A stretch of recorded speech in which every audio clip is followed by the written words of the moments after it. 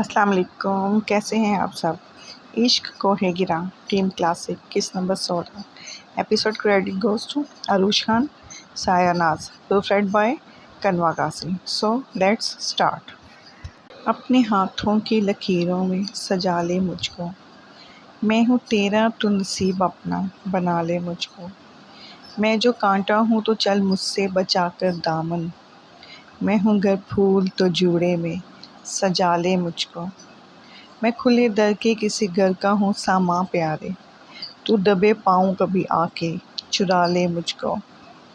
तुर के उल्फत की कसम भी कोई होती है कसम, तू कभी याद तो कर भूलने वाले मुझको।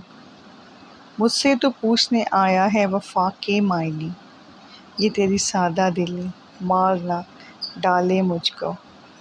मैं समुंदर भी हूँ मोती भी हूँ गोताज़न भी, कोई भी नाम मेरा लेके बुला ले मुझको।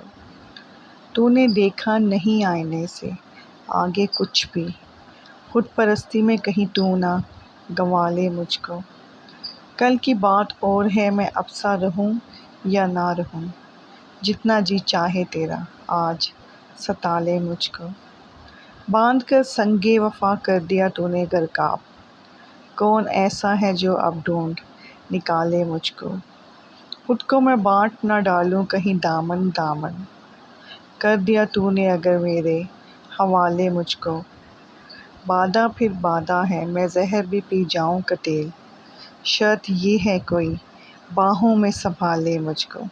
कतील शफ़ाई। कसरे स्याल पर फैली धूप फ़िज़ा में घुली हब्स को मज़ीद बढ़ाई जा रही थी। मौसम का यही हाल कसर के अंदर भी था।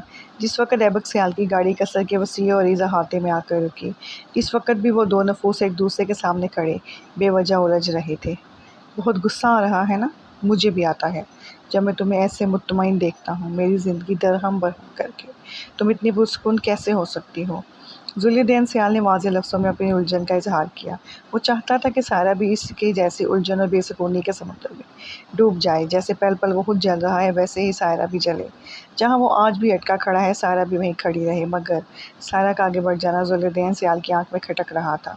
10 साल पहले जो भी हुआ वो अकेले ज़ुल्यदैन की गलती ना थी, ना ही वो तन्हा कसूरवार था, और शायद ख़ता इन दोनों की ही ना थी, मगर उसने एक गलतफ़हमी की सबसे बड़ी ज़्यादा सज़ा भुगती थी। एक छोटी सी गलतफ़हमी उनकी ज़िंदगी के इतने अहम माह साल अपने साथ उड़ा ले गई थी। मगर वक्त और हालात की साजिश के शिकार इन दो अफराद को भी असल हकीकत का इल्म ही ना था। हमारे बीच ऐसा कुछ नहीं है कि मैं आपकी बेवजह से बेचैन या बेसुकून हो जाऊं। आप भी मेरी वजह से जलना करना छोड़ दें। सायरा ने पूरे एतमाद लहजे में कहा। वो ज़ुल्यदैन की जानिब नहीं देख रही थी, जबकि ज़ुल्यदैन मुसलसल उससे ही देख रहा था, वहशत भरी नज़रें। ऐसा ही है, मगर शायद वक्त के साथ तुम भूल गई हो, बट ट्रस्ट मी, मैं वो दिन नहीं भूला जब तुम्हें ज़बरदस्ती मेरी ज़िंदगी में मेरी बीवी की जगह दी गई थी। ज़ुल्यदैन ने उसे एक बार फिर याद दहानी करवाई और 2 कदम मज़ीद आगे आकर ऐन उसके सामने आकर रुकते उसे गहरी नज़रों से देखने लगा। गुज़रे आयाम ने इन दोनों के ही दिलों में पिनपते जज्बात को गर्द की एक दबीज़ चादर उड़ा दी थी। फिर तो आपको भी मुझसे बहुत अच्छे से याद होगा मिस्टर ज़ुल्यदैन सियाल, कि तब आपने मुझसे क्या कहा था। मुझे अपनी हद में रहने का फरमान सुनाया था आपने, और अब जब मैं आपके फरमान पर अमल कर रही हूँ तो आप अपनी हदें क्यों फरामोश कर रहे हैं? क्यों मुझसे ये उम्मीद लगाए बैठे हैं कि मैं एक ऐसी लड़की जिसे आपके सर पर मुसल्लत कर दिया गया था, वो आपको लोगों के सामने अहमियत दे। सायरा ने तंज़िया मुस्कुराहट के साथ बहुत कुछ कहकर कुछ लम्हों के लिए ज़ुल्यदैन सियाल को भी बेज़बान कर दिया था। सायरा से ऐसे दीला दिलेरी की उम्मीद तो उसे हरगिज़ ना थी कि वो गलत होते हुए भी बार बार इससे ही मुद्दे इल्ज़ाम ठहरा रही थी। बात वही थी कि इनके बीच की गलतफ़हमी आज भी जूं की त्यों बरकरार थी। तुम्हें लगता है कि मुझे तुम्हारी तवज्जो और अहमियत चाहिए? हा हा हा। स्टॉप फूलिंग योरसेल्फ सायरा खुदा बख्श। मैंने अपनी सारी उम्मीदें उसी दिन ख़त्म कर दी थी जब तुमने मेरे दिल पर पैर रखा था। ज़ुल्यदैन का अंदाज़ तमस्खराना था, अपना ही मजाक उड़ाता हुआ, यूँ जैसे सायरा ने कोई अनहोनी होने की इत्तला दे दी हो। अगर ऐसा नहीं है तो मुझे मेरे हाल पर छोड़ दे और हटे मेरे रास्ते से।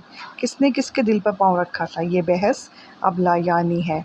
सायरा ने दुपट्टा टूस कर जान छुड़ाने वाले अंदाज में कहकर वहाँ से निकल जाना चाहा। वो ज़ुल्यदैन के पहलू से निकलने ही वाली थी जब ज़ुल्यदैन ने अपना बाजू फैलाकर इसका रास्ता रोका। उसे सायरा का इसकी बात अधूरी छोड़ के जाना बर्दाश्त नहीं हुआ था। Don't you talk to me like this women. आज तक किसी ने भी मुझसे इस अंदाज में बात नहीं की, और तुम होती कौन हो तुम मेरे ऐसे इंसल्ट करने वाली। सायरा ने नासमझी से अपना रास्ता रोके इसके बाजू को देखा।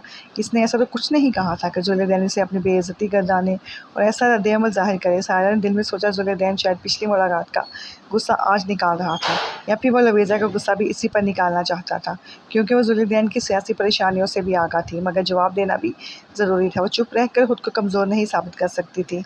नहीं याद करवाना मिस्टर सियाल कि मैं किस्मती से आपकी बीवी हूँ, जो आपके लिए और जिसके लिए आप कोई मानी नहीं रखते। सायरा ने सख्त लहजे में अपना हर एक लफ्ज़ चबा चबा कर अदा करते उसकी बात उसे ही वापस लौटाई थी। चाहूँ तो अभी तुम्हें अच्छे से समझा सकता हूँ कि तुम कौन हो और मेरे सामने तुम्हें कैसे पेश आना चाहिए। जुलैदैन ने गुस्से से उसकी आंखों में देखते हुए ज़ुमानी अंदाज में कहा। वो इन आंखों में आंसुओं की आमद का मुंतज़िर था, मगर वह सुरमई आंखें बिल्कुल बेहुश और बेतासुर थीं। आपको इतना फ़र्क क्यों पड़ रहा है मिस्टर जुलैदैन सियाल? जब मेरा वजूद ही बेमायनी है तो इसके होने ना होने का क्या मतलब? कहीं ऐसा तो नहीं मिस्टर सियाल आप अपनी ही ज़बान और इरादे से फिर रहे हैं? सायरा के चेहरे पर फैली तंज़िया मुस्कुराहट से ज़्यादा उसकी आंखों से छलकती सर्द बहरी जुलैदैन को साकत कर गई थी। उसकी बात पर जुलैदैन के माथे पर बिछा शिकनों का जाल मज़ीद गहरा हुआ। इसका बाजू एकदम नीचे लग गया। इसी मौके का फ़ायदा उठाकर सायरा तेज़ कदमों से चलती वहाँ से निकल जाना चाहती थी। जब किचन के दरवाजे से अंदर आता ऐबक सियाल इसके पाँव ज़ंजीर कर गया। जुलैदैन कुछ कहने के लिए पलटा ही था जब नज़रें किचन के दरवाजे में खड़े ऐबक पर पड़ी। उसके चेहरे पर फैला तनाव इन्हें बावर करा गया कि वो इनकी गुफ्तगू का कुछ हिस्सा तो सुन ही चुका है। आप बहुत गलत कर रहे हैं भाई। ऐबक से रहा नहीं गया तो भाई से शिकवा कर बैठा। वो जो पिछले कई सालों से नहीं कह सका था वो आज कह देना चाहता था। तुम इस सब से दूर रहो ऐबक। जुलैदैन की कनपटी पर उभरती रगें उसके ज़ब्त को बयान कर रही थी। नहीं भाई, अब नहीं, अब बिल्कुल और नहीं। पिछले 10 साल से हम सब आपके मसले से दूर रहे हैं। किसी ने आपसे कुछ नहीं कहा कि शायद आप खुद समझ आए, मगर अब और नहीं। आखिर कब तक आप खुद को और सायरा को उस गलती की सज़ा देते रहेंगे जो आप दोनों ने की ही नहीं? ऐबक की बात पर सायरा ने एक चोर नज़र जुलैदैन पर डाली, जिसके चेहरे के तने उज़लात उसके अंदरूनी खरफशार का सबूत थे। मुझे इस सिलसिले में कोई बात नहीं करनी Aibak, do you get that? और इसकी गलती क्या है ये मुझसे बेहतर तुम जानते हो। न जाने क्यों तुम इस बात पर पर्दा डाले जा रहे हो। जुलैदैन ने तनफ़्फ़ुस से कहा तो सायरा की आंखों में एक तासुर उभर कर मासूम हुआ। इसकी कोई गलती नहीं है भाई, आप ना तो सच जानना चाहते हैं और ना ही समझ। ऐबक ने सायरा को देखते हुए कहा, जिसने इसे जुलैदैन सियाल से कोई भी सच कहने से रोक रखा था। वो सच जो सायरा को जुलैदैन की बीवी बनाने का मुअज्जब बना था, जिससे फ़कत सायरा, अलीज़ा और ऐबक वाकिफ़ थे। वो अभी भी तनबीही नज़रों से ऐबक को देखती जो कुछ भी कहने से बाज़ रख रही थी। कौन से सच की बात कर रहे हो ऐबक सियाल? सब कुछ तो वाज़ेह है। मैं कोई छोटा बच्चा नहीं हूँ अभी जिसे कुछ समझाने की ज़रूरत पड़े। मैं तो अब तक ये नहीं समझ पा रहा कि तुम इसकी इतनी तरफ़दारी करते क्यों हो, जबकि तुमने खुद भाई जिस सच से आप वाकिफ़ नहीं हैं, जिसे आप जानना ही नहीं चाहते, समझना ही नहीं चाहते, इसके बारे में राय काम करने से परहेज़ करें। ऐबक ने दुरुस्त लहजे में जुलैदैन की बात काटी। उसे जुलैदैन के इस मौका पर आना बिल्कुल पसंद नहीं आया था और ऐसी ज़िंदगी में पहली बार हुआ था कि ऐबक ने जुलैदैन को बात करते हुए दरमियान में टोका हो। इस बात ने जुलैदैन को मज़ीद तैश दिलाया कि सायरा की वजह से ऐबक उसकी कत्ल-कलामी कर रहा है, जबकि सायरा को इस सूरत-ए-हाल पर अजीब से एहसास नहीं गिरा। आज ज़िंदगी में पहली बार ऐबक और जुलैदैन एक दूसरे से उलझ रहे थे और वजह थी सायरा खुदाबख्श। अगर आप सच नहीं जानना चाहते तो मत जानें, मत समझें कुछ भी, मगर मैंने भी फ़ैसला कर लिया है भाई। अगर सायरा और आप में से मुझे किसी एक का साथ देना पड़ा तो मैं सायरा को चुनूँगा। ऐबक ने बात जारी रखते मज़बूत अंदाज में कहा। जुलैदैन के चेहरे पर एक तल्ख़ मुस्कुराहट उभर कर माधूम हुई। तुम हमेशा ही गलत फ़ैसला करते हो ऐबक सियाल, पहले भी किया था और अब भी। तुम्हारे इसी गलत फ़ैसले का ख़मियाज़ा मुझे भुगतना पड़ा, तुम्हारी गलती। ऐबक के चेहरे के बदलते रंग देखकर जुलैदैन ने खुद को मज़ीद कुछ भी कहने से बाज़ रखा। वो बात अधूरी छोड़ता एक तल्ख़ निगाह इन दोनों पर डालता वहाँ से निकलता चला गया। गुज़रे वक्त को याद करते सायरा की आंखों से एक बेनाम मोती टूट गिरा तो ऐबक को अपना आप सायरा और जुलैदैन का मुजरिम लगा। आज वो दोनों ही इस लम्हे को एक बार फिर महसूस कर रहे थे जिससे वो सब गुज़र चुके थे। आई एम सॉरी सायरा, मैं अचानक किचन में इट्स ओके अभी तुम इनकी बात पर ध्यान मत दो। सायरा ने गहरा सांस भरकर खुद को संभालते हुए कहा, वरना दिल में तो इस वक्त एक खदशा बरपा था। तुम ठीक हो? ऐबक के सवाल पर सायरा बदिक्कत मुस्कुराई। आज इसे ऐबक के सामने भी कमज़ोर पड़ना गवारा न था। एबी, मैं बिल्कुल ठीक हूँ। सायरा ने ऐबक से ज़्यादा जैसे खुद को अपने ठीक होने का यकीन दिलाना चाहा। वो एक नज़र ऐबक को देखती मसनूई मुस्कुराहट के साथ अपने कमरे की जानिब चली गई। ऐबक बेदर्दी से अपने लब कुचलता रह गया कि पीछे बाउल में पड़ा हमेशा जू का तू अपनी बेकदरी पर शिकवा कुना था। जुलैदैन कमरे में आते ही बेड पर ढह गया। वो सायरा के सवालों से सख्त उलझन का शिकार हुआ था। वो सच कह रही थी। वो क्यों इसको अपने सर पर सवार कर रहा था? क्यों इसके नज़रअंदाज करने से इतना मसला हो रहा था, जबकि इसने खुद ही सायरा को अच्छे से बावर करवा दिया था कि वह जुलैदैन के लिए कोई अहमियत नहीं रखती। और अब जब वो सब उम्मीदें तोड़े अपनी ज़िंदगी में आगे बढ़ चुकी है, तो जुलैदैन ये तब्दीली बर्दाश्त क्यों नहीं कर पा रहा? मगर सवाल ये था कि क्या वाकई सायरा इसके लिए कोई मायने नहीं रखती थी? किसी उलझन और परेशानी में वो न जाने ऐसा क्या कहने वाला था कि जो बात पिछले 10 सालों में इसकी ज़बान पर ना आई थी, आज इस बात को उसने बहुत मुश्किल से अपनी ज़बान की नोक पर रोका था। जिस नुक्ते पर वो कभी बहस नहीं करना चाहता था, आज अपने गुस्से में वो बात उसने ऐबक से कह डाली थी। आज एक अरसे बाद उसके ज़ख्मों पर जमा खरींद उठ रहा था। ये अगले कितने ही पल वो इन्हीं सब बातों को सोचते एक बार फिर माजी की भूल-भुलैयों में खो चुका था। कसरे सियाल पर एक नहायत चमकदार और रोशन दिन फन फैलाए किसी के अरमानों के निगलने की तकद्दुओं में 400 फैल गया था। तेज़ चमकती धूप से नज़र मिलाना किसी सांप की आंखों में देखने की जसारत करने जैसा था। कसर के अंदर आओ तो बावर्चीखाने में अलीज़ा और सायरा किसी बात को लेकर ज़ोरों शोर से बहस में मसरूफ़ थीं, जबकि मेज़ के गिर्द बैठे ऐबक और अमान भी बीच बीच में लुक़मे दे रहे थे। मौज़ूए सुख़न थी 2 दिन बाद आने वाली ज़ुलैदैन सियाल की सालगिरह। वो लोग उसे सरप्राइज़ देने का मंसूबा बना रहे थे, जबकि सायरा सीधे से इस मंसूबे में शिरकत से इनकारी थी। बस मैंने कह दिया है कि तुम हमारे साथ चल रही हो वली के लिए तोहफ़ा लेने। अलीज़ा ने डोर-टोक अंदाज़ में कहा। जी नहीं, मैं कहीं नहीं जा रही। सायरा ने साफ़ हरी झंडी दिखाई। देखो बहन नहीं हो हमारी? अलीज़ा ने उसे प्यार से पुचकारते हुए पूछा। नहीं, मैं सिर्फ़ अमान की बहन हूँ। सायरा के साफ़ इनकार पर जहाँ अमान की बाँछें खिलीं, वहीं अलीज़ा ने मुँह फुलाया तो ऐबक ख़याल आ गया। यार देखो, वो हमेशा पढ़ाई की वजह से घर से बाहर रहे हैं, सो हम कभी ढंग से उनकी सालगिरह नहीं मना सके। अब अगर किस्मत से वो इधर मौजूद हैं तो तुम बीच में रखना मत डालो। ऐबक ने सायरा की बात के जवाब में कहा तो वो चाय की नीचे आंच हल्की करती उसकी तरफ मुड़ी। देखने की या समझने की ज़रूरत मुझे नहीं बल्कि तुम सबको है भी। रखना मेरे ना होने से नहीं बल्कि मेरे होने से पड़ेगा। तुम जानते हो कि वो मुझे पसंद नहीं करते। मेरी मौजूदगी उनके लिए बाइसे आज़ाद भी हो सकती है और मैं भी आरामदेह महसूस नहीं करूँगी। इससे तुम लोग बजाय मज़ा करने के उल्टा मेरी वजह से परेशानी का शिकार रहोगे। सायरा ने लिसान से अपनी बात उन्हें समझाना चाहिए, मगर इसका नफ़ी में हिलता सर उसके कायल ना होने की दलील था। ऐसा कुछ भी नहीं होगा, तुम गलत सोच रही हो। तुम जानती हो कि भाई ने ऐसा हुआ तुम्हें कुछ भी कहना छोड़ दिया है, सो तुम ये कैसे कह सकती हो कि वो तुम्हें पसंद नहीं करते? मेरा नहीं ख्याल कि तुम्हारी मौजूदगी में वो गैर आरामदेह महसूस करेंगे। शुरू में इनका जो भी रवैया था वो इनका बचपना था, मगर अब वो समझदार हो चुके हैं। वो जानते हैं कि तुम हमारे ख़ानदान का हिस्सा हो, तो तुम्हारे बिना हम कैसे पार्टी कर सकते हैं? मुझे तो लगता है कि तुम खुद भाई के सामने से जाने से घबरा रही हो। ये सिर्फ़ तुम्हारे अंदर का डर है जो तुम्हें इनका सामना नहीं करने देता। न जाने तुम कब माज़ी से निकल कर हाल में जीना शुरू करोगी। ऐबक ने उसे कायल करने के लिए एक सैर हासिल तकरीर ही कर दी थी। मुझे तो लगता है भाई सायरा को पसंद करते हैं। वो अक्सर उसे देखकर मुस्कुराते रहते हैं। अमान ने बीच राह में अपने भाई का बांडा फोड़ने की कोशिश की। दरवाजे के पार खड़ा जुलैदैन अपने छुटकू की इस गुलफ़शानी पर हैरत से दंग रह गया। क्या इसके जज़्बात उसके चेहरे से छलकने लगे थे? अगर ऐसा था तो ये बहुत गलत था। फ़ुज़ूल मत बोला करो अमान, हर वक्त मज़ाक का नहीं होता। सायरा के सफ़ेद पड़ते चेहरे पर अलीज़ा ने अमान को घूरा, जबकि सायरा बिना कुछ कहे किचन के दरवाजे से बाहर निकल गई। पीछे रखी चाय को ऐबक कपों में उड़ेलने लगा। अभी कोई उसके पीछे ना जाए, कुछ देर ठहर कर उससे बात करती हैं। ऐबक ने आने वाले वक्त से अनजान इन दोनों को वहीं टिकने की हिदायत के साथ चाय इनके सामने रखी, जिसे वो दोनों अच्छे बच्चों की तरह थाम गए। सायरा आंखों में दर आने वाली नमी को पोंछते किचन के दरवाजे से निकली। इन सबको लगा था कि वो अमान की बात को लेकर नाराज़गी के इज़हार के तौर पर वहाँ से गई है, जबकि दरहकीकत इसे एकदम एक खौफ ने घेरा था कि कहीं वो लोग उसके चेहरे से उसके दिल के में दबे राज से वाकिफ़ ना हो जाएं।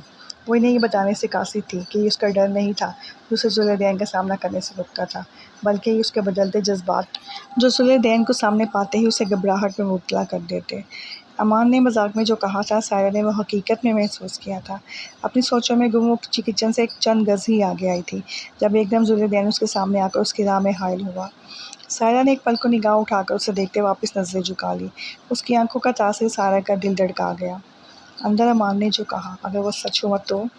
जुलैदैन की अधूरी बात भी सायरा के चौदह तबक रोशन कर गई। उसे जुलैदैन से किसी तौर इतनी दीदा दिलेरी की उम्मीद ना थी कि वो यूँ सरेराह उसका तमाशा बना देगा।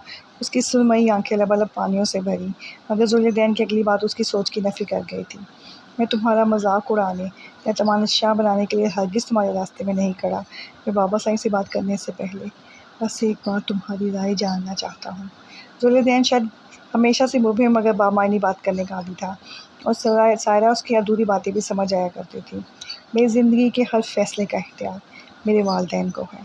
सायरा ने शायद ज़िंदगी में पहली बार यूँ रोक-टोक अंदाज़ में उसे जवाब दिया था। वो अपनी बात मुकम्मल करके वहाँ से जा चुकी थी। तुमने ठीक कहा था शाहज़ेब, अक्लमंद शख्स वही है जो वक्त पर अपने लिए फ़ैसला ले सके, और मैं फ़ैसला कर चुका हूँ। मैं आज ही बाबा जान से बात करने वाला हूँ। मुझे बाहर जाने से पहले ही इसे अपने नाम करना है। थोड़ी देर बाद ही ज़ुलैदैन फ़ोन पर शाहज़ेब से बात कर रहा था, जिसने इसके फ़ैसले को खूब सराहा। बिल्कुल दुरुस्त फ़ैसला किया है तुमने। मैं तो पहले भी कहता था कि जितना तुमने इसे अपने सर पर सवार किया हुआ है ना, वो जल्द ही तुम्हारे हवासों पर भी काबिज़ हो जाएगी। और देखो, मेरी बात कैसे सच साबित हुई है। शाहज़ेब के जताते अंदाज़ पर ज़ुलैदैन ने खुशदिली से कहा लगाया, सच कह रहे हो यार। मुझ पे खुद भी अंदाज़ा नहीं हुआ कि इसे लेकर मेरे जज़्बात कब और कैसे बदले। ये उसकी खूबसूरती तो हरगिज़ नहीं थी जिसने मुझे अपनी जानिब मुतवज्जो किया, क्योंकि खूबसूरत तो वो तब भी थी जब मैं अपनी झूठी अना में आकर उसकी दिल आज़ारी किया करता था। ये उसका हुस्न सलूक था या उसकी ज़हानत, मगर उसने बुरी तरह मुझे अपने सहर में जकड़ा है। अम्मा भी सच कहती हैं कि वो एक सहारा है। उसके जादू का असर है कि उसकी मोहब्बत मेरे दिल पर किसी इल्हाम की तरह उतरी है। अब उसकी अहानत मेरी बर्दाश्त से बाहर की चीज़ होगी यार। दिलकशी से मुस्कुराकर बोल उठा ज़ुलैदैन। आह, मैंने जाने किस जज्बे के तहत बोल उठा। खौफ के एक नन्हे से बीज ने उसके दिल में जगह बनाई थी। मोहब्बत भी अजीब शय है, जिस दिल में डेरा डालती है उसे अपने साथ साथ तरह तरह के वहमों और खदशों को भी इसी में जगह दे देती है। अब ये उसकी गहराई पर मुनहसर है कि हर चाँद को खुद पर हावी करके खुद दिल की सरज़मीं में दफ़न हो जाए, या फिर अपना पूरा ज़ोर लगा दे, इन लग़वियात को अपने अंदर से निकाल बाहर फेंके। फ़ालतू की फ़िक्रें मत पालो। तुम जानते हो कि अंकल तुम्हारी बात कभी नहीं टालेंगे। रही बात अम्मा भी की तो अंकल उनको खुद ही कल कर लेंगे। तुम बस अच्छा सोचो। सायरा को लेकर तो मुझे पूरा यकीन है कि मैं तुम्हें नापसंद नहीं करती। दिल जमी से शाहज़ेब की बात सुनते ज़ुलैदैन के लबों को एक दिलफ़रेब मुस्कुराहट ने छुआ कि इस बात से तो इससे भी इनकार ना था। वो दोनों ही इस बात से अनजान थे कि कुछ फ़ैसले वक्त के हुआ करते हैं, इनके आगे कोई इंसानी तदबीर काम नहीं करती। ज़ुलैदैन सियाल को सायरा खुदाबख्श की ज़िंदगी का फ़ैसला भी वक्त कर चुका था।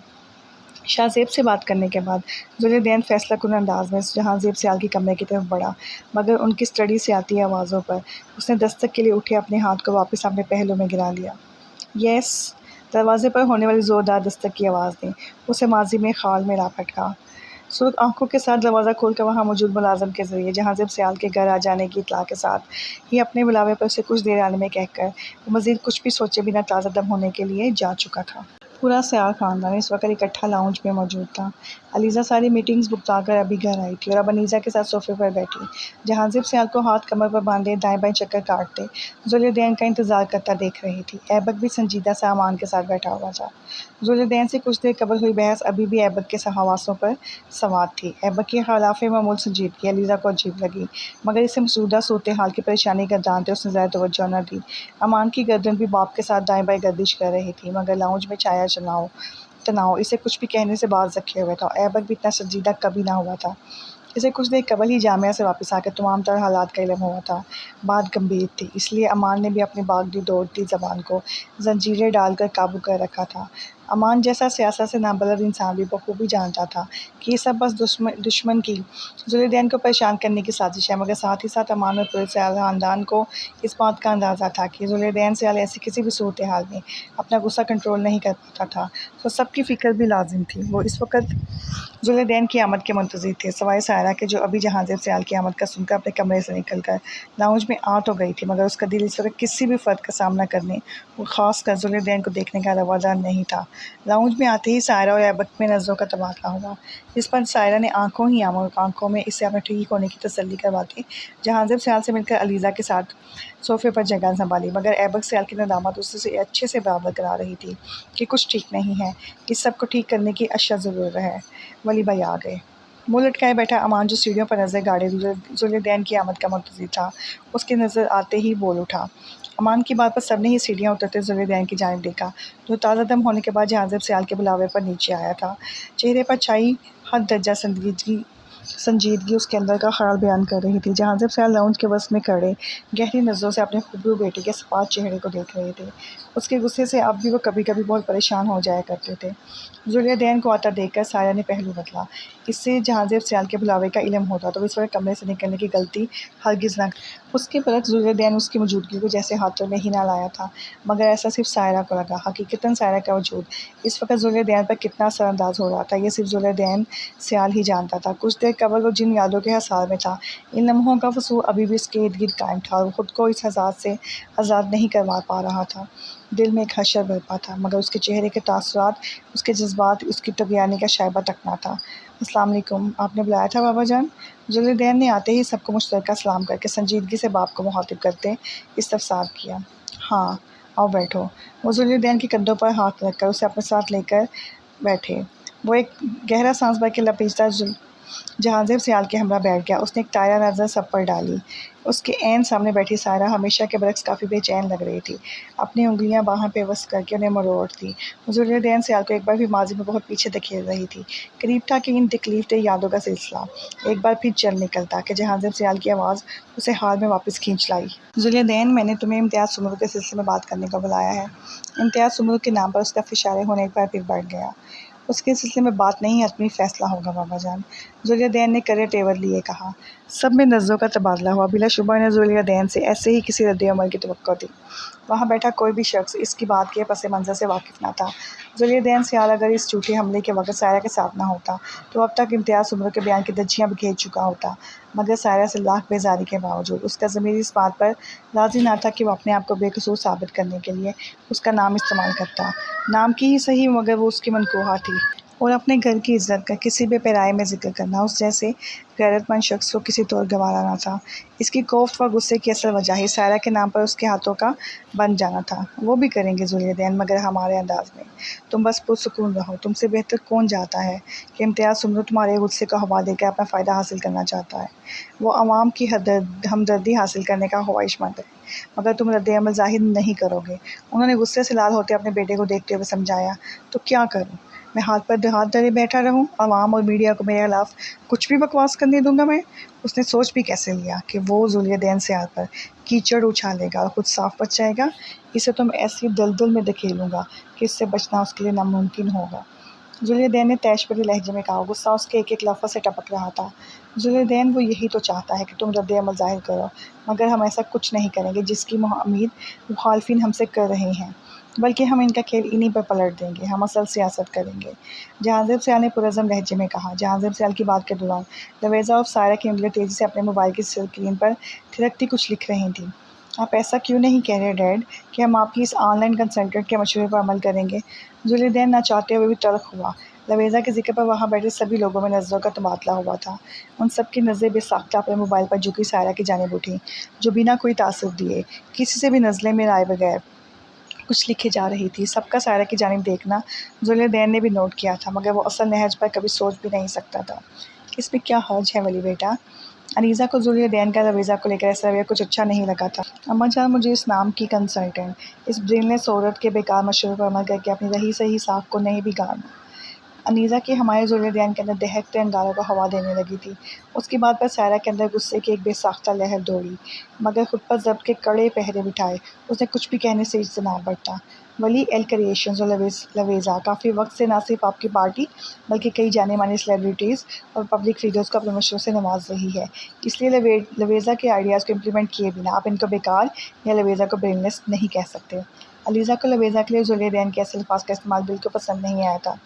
उसने जिताते हुए अंदाज में गुफ्तगू में हिस्सा लेते आंखों ही आंखों में ऐबक को भी कुछ बोलने का इशारा किया, जो शायद गूंगे का गुड़ खाकर बैठ गया था। इन सब को देखे जा रहा था सिवाय जुलिया के। उसकी जानिब देखने से दानिस्ता गुरेज बरत रहा था। ये शायद उसकी नाराज़गी जताने का एक अंदाज़ था, और ये बात जुलिया ने भी बखूबी महसूस की थी। जो भी है, मुझे इस औरत की अपनी ज़िंदगी और अपनी सियासत में मुदाखलत बिल्कुल नहीं चाहिए, एंड डेट इज़ फाइनल। जुल्यदैन ने एक बार फिर सब बुलाए लवेज़ा को लेकर भड़क गया था। जहांज़ेब सियाल और अनीज़ा तो अपने बेटे की इस शिद्दत पसंदी पर सर पकड़ कर रह गए। भाई को लवेज़ा ने कौन सा मशवरा दे दिया जिस पर ये इतना तप गए हैं। अमान जो काफ़ी देर से सारी सूरत हाल में खामोश तमाशाई बना सबकी बातें सुन रहा था। लवेज़ा के नाम पर सिकंदर का कोई बढ़ाता कीड़ा डंग मारने लगा तो उसने सायरा की जानिब झुककर उसकी आंखों में देखते हुए पूछा। इस पर सायरा ने अमान को खा जाने वाली नज़रों से देखकर एक चोर नज़र जुल्यदैन पर डाली जो उनकी तरफ मुतवज्जा ना था। बाकी सब ने भी अमान, जुल्यदैन और सायरा के दरमियान नज़रें दौड़ाई। जुल्यदैन की ज़बानी लवेज़ा का मशवरा सुनकर अमान ने बेसाख्ता उमड़ डालने वाली हंसी को कंट्रोल किया, क्योंकि सामने बैठे जुल्यदैन के खतरनाक तेवर इसे ऐसा करने से रोक रहे थे। हा हा हा हा सीरियसली, लवेज़ा ने ऐसी तकरीर का मशवरा दे डाला भाई को। अमान ने अपनी हंसी को कंट्रोल करने की कोशिश में नाकाम होते एक बार फिर सायरा को देखते सवाल किया। इस पर जुल्यदैन ने उलझ कर अमान को देखा, जबकि ऐबक ने अमान को नज़रों ही नज़रों में बाज़ रहने को कहा कि कहीं बातों ही बातों में वो लवेज़ा का सच बताकर जुल्यदैन और सायरा के बीच मज़ीद मसाइल ना पैदा करते हैं। और मुझे लगता है अमान सियाल कि तुम्हें भी लवेज़ा और मेरी कंसल्टेंसी की शदीद ज़रूरत है। अलीज़ा ने दांत पीसकर कहते मेरी पर जोर देकर अमान को वान करना चाहा और बिलवास्ता तौर पर से धमकी भी दे डाली। अमान अलीज़ा को ही खूनख्वार नज़रों से खौफ होता संभल कर बैठ गया। जुल्यदैन के लिए सब नाकाबिल फ़हम था। वो पहले ही काफ़ी उलझा हुआ था, इसलिए इन बातों पर तवज्जो नहीं दे पा रहा था।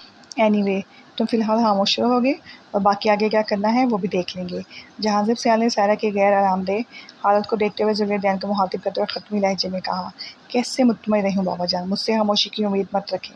मेरे ख्याल से सबको पता चलना चाहिए कि जुल्यदैन सियाल अपनी ज़ात पर उठती गलत नज़रों और बेबुनियाद सवालों को बर्दाश्त नहीं कर सकता। अपनी ज़ात, ख़ानदान या साख पर उठाई जाने वाली उंगलियों को तोड़ना और मरोड़ना जुल्यदैन सियाल अच्छे से जानता है। जुल्यदैन ने जहांज़ेब सियाल की जानिब मुतवज्जा होते सख्त लहजे में कहा। वो बिला वजह इस बहस को तूल दे रहा था। दरहकीकत ये उसके अंदर की बेचैनी थी जो उसे सुकून नहीं लेने दे रही थी। और उससे क्या होगा? तुम्हारा मकसद लोगों को अपनी गैरत दिखाना नहीं, बल्कि अपनी फ़हम फ़रासत और मामला फ़हमी की डाक बिठाना है। जो इंसान अपनी मुश्किल में अपने आपे से बाहर हो जाए, वो अवाम की मुश्किलात कैसे दूर करेगा? जहांज़ेब सियाल ने भी उसी के अंदाज़ में जवाब दिया, लेकिन बाबा जान। जुल्यदैन ने एहतजाज करना चाहा, जिसे जहांज़ेब सियाल हाथों में ना लाए, लेकिन कुछ नहीं जुल्यदैन, सब जानते हैं जुल्यदैन सियाल की अगर कोई कमज़ोरी है तो वो उसकी साख और उसका नाम है। लोग उसी कमज़ोरी का फ़ायदा उठाना चाहते हैं, मगर तुम्हें मुखालिफिन को उनकी खेल में शिकस्त देनी है, ना कि इनके हाथ में अपनी कमज़ोरी। जहांज़ेब सियाल ने इसको कंधों से थाम कर समझाते हुए कहा तो उसका गुस्सा कुछ कम पड़ा। इस बात में तो कोई शक नहीं था कि जहांज़ेब सियाल का शुमार मुल्क के ताकतवर तरीन सियासतदानों में होता था। उनकी कोई भी बात या बनाया गया कोई भी लायक अमल बिला वजह नहीं होता था, मगर जुल्यदैन सियाल इन्हें बावर कराने में नाकाम रहा था कि इस मामले में दरहकीकत इसकी कमज़ोरी कुछ और थी। जहांज़ेब सियाल को भी मालूम ना था कि जिस वक़्त इम्तियाज़ सुमर पर कातलाना हमला हुआ था, इस वक्त वो सायरा के साथ तन्हा था। पार्टी मुखालिफ के सहाफ़ी ने इस वक्त इसे अपने भाइयों को छोड़कर गाड़ी वहाँ से ले जाते देख लिया था। जुल्यदैन बस यही चाहता था कहीं भी सायरा का नाम इस सारे किस्से में ना आए, मगर वो जहांज़ेब सियाल को ये बात कहकर उन सबको किसी खुशफहमी में मुब्तला नहीं करना चाहता था। सो उसने फ़िलहाल जहांज़ेब सियाल की बात पर अमल करने का सोच लिया। बस अपने गुस्से को काबू में कर लो, बाकी सियासत कैसे करनी है ये जुल्यदैन सियाल को समझाने की ज़रूरत तो नहीं है, क्योंकि जुल्यदैन सियाल को सियासत विरासत में मिली है। जुल्यदैन को कुछ नरम पड़ते देखकर जहांज़ेब सियाल ने उसे उकसाने वाले अंदाज में कहा। उनका मकसद उसके अंदर का जोश और वलवला बढ़ाना था। जी बाबा जान। जुल्यदैन ने ताबेदारी से सर हिलाते हुए कहा, ऐबक बेटा, तुम भी कभी सियासी सरगर्मियों में भाई का साथ दिया करो, ताकि लोगों को पता चले कि हमारी पार्टी में एक नहीं दो उभरते कायदीन मौजूद हैं। जहांज़ेब सियाल ने हद्दर्जा खामोश बैठे ऐबक को देखते हुए कहा, जिसने सारी गुफ्तगू के दौरान एक लफ्ज़ भी ना कहा था। नहीं डैड, ये सब मेरे बस की बात नहीं है। मैं ऐसी बातें कर ही नहीं सकता जो मुकाबिल का मुंह बंद कर दूँ। ये सब जुल्यदैन भाई ही अच्छे से कर सकते हैं। ऐबक का दो टोक जुर्मानी अंदाज सबको चौंकने को मजबूर कर गया।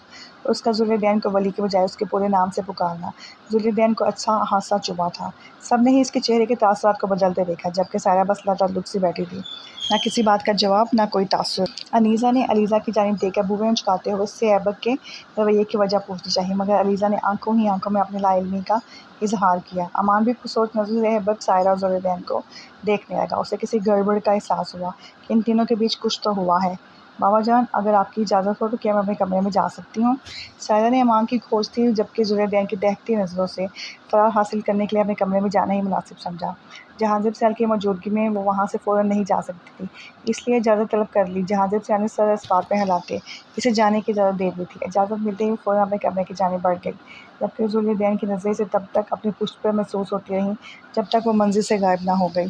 जहांज़ीब सियार भी सबको परेशान न होने का कहकर आराम की इजाज़त से अपने कमरे की जानिब बढ़ गए, तो अनीज़ा भी अलीज़ा को ऐबक से बात करने का कहकर शोहर के पीछे ही चली गई। पीछे बस ऐबक, अलीज़ा, अमान और ज़ुलैदैन ही बचे थे। ज़ुलैदैन भी अमान और अलीज़ा की खोजती नज़रों से जान छुड़ाने के लिए फ़ौरन वहाँ से उठकर चला गया था। "ऐबी बेबी, क्या हुआ? तुम्हारे चाँद से मुखड़े पर क्यों ग्रहण लग गया है?" अमान ने सबकी जाते ही ऐबक की जानिब मुतवज्जा होते अपने अज़ली लापरवाह अंदाज़ में कहा, तो अलीज़ा भी शोहर की जानिब मुतवज्जा हुई। "कुछ नहीं अमान, प्लीज़ अभी मेरा सर मत खाओ। मुझे इस वक्त कोई भी बात नहीं करनी।" अब ऐबक का सर्द लहजा अमान के लिए हैरानकुन था। अलीज़ा को भी ऐबक का ये अंदाज़ परेशान कर गया। "जो वली भाई ने तुम्हारे साथ किया, वो तुम मेरे साथ क्यों कर रहे हो?" अमान ने रोनी सूरत बनाते हुए उन्हें रूठेपन से शिकायत की। मकसद ऐबक का मूड बहाल करना था कि वो समझ गया था ज़ुलैदैन और ऐबक में कोई बात हुई है, जो ऐबक का मूड इस हद तक ख़राब है, और ज़ुलैदैन भी इसे मुखातिब किए बिना ही वहाँ से चला गया था। "मैं कुछ नहीं कर रहा अमान, बस प्लीज़ अभी मुझसे ना तो कुछ पूछो और ना ही कोई बात करो," ऐबक ने मुल्तजी लहजे में कहकर न सिर्फ अमान को खामोश करवा दिया, बल्कि अलीज़ा को भी अच्छी भली हैरत में छोड़ता कमरे की जानिब बढ़ गया। अलीज़ा हैरान परेशान से अमान को देखती ऐबक के पीछे लपकी, जबकि अमान भी चुपचाप मुँह लटकाए वहाँ से उठकर अपने कमरे की जानिब बढ़ गया। "इट्स नॉट हैपनिंग अमान, तुम्हारे होते हुए सियाल ख़ानदान के लोग इतने उदास हों, नॉट फेयर। अब तुम्हें ही कुछ करना पड़ेगा।" अमान पुरसोच अंदाज़ में खुद कलामी करता अपने कमरे में चला गया, और साथ ही इसने सारा और ज़ुलैदैन की मुश्किलात को हल करने का भी तहैया कर लिया था। मगर इस मकसद में वो किस हद तक कामयाब होने वाला था, ये तो आने वाला वक्त ही बता सकता था। जारी है, मिलते हैं जल्द ही नई किस्त के साथ। Don't forget to subscribe and like our channel. Thank you. अल्लाह हाफ़िज़।